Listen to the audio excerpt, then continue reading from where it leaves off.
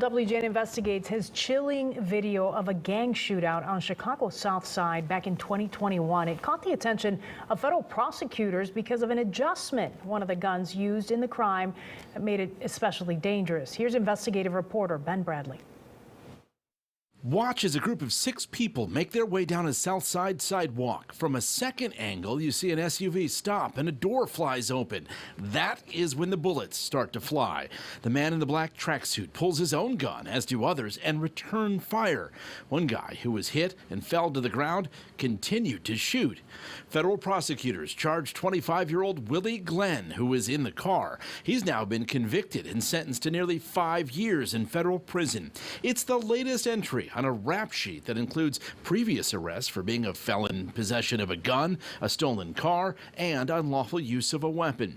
The feds got involved because Glenn used a .40 caliber handgun equipped with a device known as a Glock switch. WGN Investigates has been reporting on the switches for years. They are small metal devices that turn ordinary handguns into machine guns.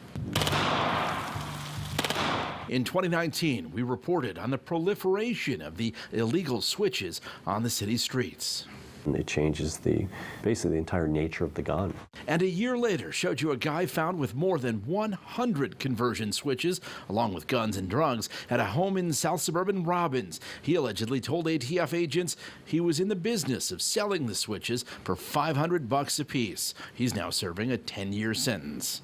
People will continue to try to acquire these because for someone who's involved with like drive-by shootings, gang members and things like that, it's good for them. As for the 2021 Southside shootout, despite the spray of automatic gunfire, everyone survived. The guy who hit the ground, turns out he was shot on his backside.